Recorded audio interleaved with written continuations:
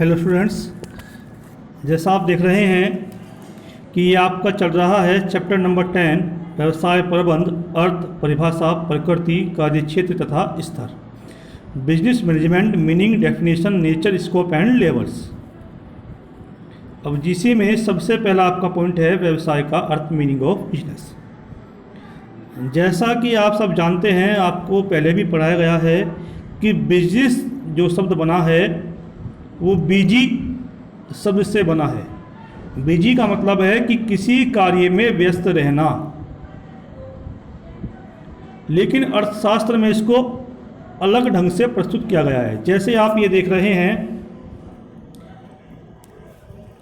हैं यहाँ पर कि परंतु अर्थशास्त्र के दृष्टिकोण से व्यवसाय के अंतर्गत मनुष्य की उन क्रियाओं को सम्मिलित किया जाता है जिनका संबंध धनोपार्जन से है।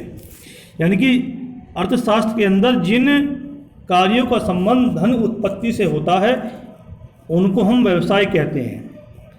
चाहे उसमें टीचर द्वारा पढ़ाना हो, किसान द्वारा खेती करना हो, व्यापारी द्वारा क्रय विक्रय करना हो, ड्राइवर द्वारा गाड़ी चलाना हो, रिक्शा वाले द्वारा रिक्शा चलाना हो, और चाहे किसी कंपनी के मालिक द्वारा कंपनी चलाना हो। यानी कि जो भी कार्य धन उत्पत्ति के लिए किया जा रहा है उसे हम अर्थशास्त्र की दृष्टि से व्यवसाय कहते हैं। इस प्रकार यहाँ पे लिखा है, इस प्रकार व्यवसाय का क्षेत्र बहुत व्यापक होता है क्योंकि आप जितने भी बाजार में सब कुछ भी देख रहे हैं, हर कोई व्यक्ति कुछ न कुछ कार्य कर रहा है, लेकिन सभी का एक ही उद्देश्य है, धन की उत्पत्ति। चाहे छोटे से छोटा एक पापड़ बेचने वाला हो, चाहे हवाई जहाज बेचने वाला हो, उन सब के बीच में चाहे कील बेचने वाला हो, चाहे ट्रेन बेचने वाला हो, सभी का जो कार्य है वो धन उत्पत्ति के लिए ही है। इसी कारण व्हीलर ने कहा है कि मौसम की भांति व्यवसाय सदैव हमारे साथ रहता है। ऐसा इसलिए कहा गया कि व्यक्ति को अपना घर चलाने के लिए, पेट पालने के लिए कुछ न कुछ कार्य करना पड़ेगा। इसलिए वह धन उत्पत्ति के लिए चाहे नौकरी करेगा, चाहे व्यापार करेगा, चाहे कुटीर उद्योग करेगा, कुछ भी करेगा, वह व्यवसाय से दूर नहीं भाग सकता। इसीलिए इसमें कहा गया है कि मौसम की भांति व्यवसाय सदैव हमारे साथ रहता है। क्योंकि जैसे हम मौसम से बच नहीं सकते, अगर हमें पृथ्वी पर रहना है, कभी गर्मी है, कभी सर्दी है, कभी बरसात है, चलता रहेगा, इससे हम दूर नहीं भाग सकते। इसी प्रकार मनुष्य भी व्यवसाय से दूर नहीं रह सकता। इसी में आपका नीचे है कि व्यवसाय के अंतर्गत व्यापार, क्रय विक्रय, वाणिज्य, यातायात, संवाद वाहन, बीमा कंपनी, विज्ञापन संस्थाएं, गोदाम, डाक विभाग आदि। उद्योग वो होता है जो किसी वस्तु का उत्पादन करते हैं।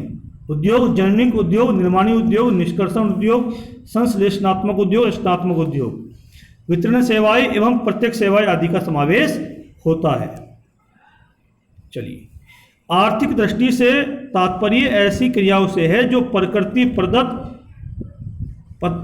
पदार्थों में उपयोगिता का सर्जन करती हैं। यह उपयोगिता रूप बदलकर गन्ने से गुड़ बनाना, लकड़ी से मेज बनाना, स्थान परिवर्तन करके जंगल से घास काटकर शहर में पहुंचाना, स्वामित्व परिवर्तन द्वारा, विद्यार्थी द्वारा पुस्तक विक्रेता से पुस्तक खरीदना, ज्ञान वृद्धि द्वारा विज्ञापन, समय व संचय द्वारा सिरका, आसव तथा अनाज का भंडारण आदि सर्जित आदि की जाती है। इसमें कुछ परिभाषाएं दी हुई हैं। जैसे सबसे पहले है एल.एच. हेने के अनुसार कि व्यवसाय से आशय उन मानवीय क्रियाओं से है जो वस्तुओं के क्रय विक्रय द्वारा धन उत्पादन तथा धन प्राप्ति के लिए की जाती हैं। जो मैंने आपको ऊपर समझाया, यही एल.एच. हेने के द्वारा बताया गया। पीटरसन प्लाउमैन के अनुसार व्यवसाय से आशय एक ऐसी क्रिया से है जिसमें विभिन्न व्यक्ति वस्तुओं और सेवाओं के रूप में किसी उपयोगी पदार्थ का विनिमय, चाहे वह वस्तु हो या सेवा, पारस्परिक हित व लाभ के लिए करते हैं। इसमें आप नोट्स के अंदर व्यवसाय का अर्थ और परिभाषा। चलिए आगे है इसमें प्रबंध का मीनिंग ऑफ मैनेजमेंट। जैसा कि आप सब जानते हैं कि प्रबंध एक सार्वभौमिक प्रक्रिया है। सार्वभौमिक प्रक्रिया का मतलब है कि हमारे उठने में, बैठने में, खाने में, पीने में, चलने में भी प्रबंध है। हर एक व्यक्ति जो भी कार्य करता है वो प्रबंध के द्वारा ही करता है। वो किस ढंग से करता है, वह यही प्रबंध है। लेकिन अगर हम अर्थशास्त्र की दृष्टि से देखते हैं तो यहां पे लिखा है कि उत्पत्ति के विभिन्न साधनों को मोटे तौर पर दो भागों में बांटा जा सकता है। एक है सक्रिय साधन और एक है निष्क्रिय साधन। सक्रिय साधनों में श्रम एवं प्रबंध आते हैं और बाकी जो साधन है वो सभी निष्क्रिय होते हैं। और सक्रिय साधन निष्क्रिय साधनों की सहायता से ही कार्य करते हैं। दूसरे शब्दों में अगर हम कहें तो प्रबंध अन्य व्यक्तियों से कार्य कराने की कला है। और अलग से कह सकते हैं कि किसी व्यवसाय के अंदर, उद्योग के अंदर जब हम न्यूनतम लागत पर अधिकतम उत्पादन कर पाते हैं अपने साधनों की सहायता से, तो वह भी आपका प्रबंध ही है। यहां पे लिखा है कि एक विद्वान ने प्रबंध के अर्थ को स्पष्ट करने के लिए अंग्रेजी के मैनेजमेंट शब्द की व्याख्या इस प्रकार की है। मैनेजमेंट यानी कि टैक्टफुली, यानी कि जब हम टैक्ट के माध्यम से नए नए तरीकों से, नए नए आविष्कारों का प्रयोग करके जब हम अपने व्यवसाय को चलाते हैं, उत्पादन करते हैं, तो उसको भी हम उत्पादन प्रबंध ही बोलते हैं। इसमें है आगे प्रबंध की परिभाषाएं, क्योंकि प्रबंध एक ऐसी क्रिया है जिसको पूर्णतया परिभाषित करना संभव नहीं है। इसमें प्रोफेसर थ्यू हेमैन के अनुसार प्रबंध व्यक्तियों से कार्यों को कराने की क्रिया एवं व्यक्तियों के प्रयासों को सामान्य उद्देश्य की दिशा में निर्देशित करना है। श्री लॉरेंस के अनुसार प्रबंध लोगों का विकास है, न कि वस्तुओं का निर्देशन।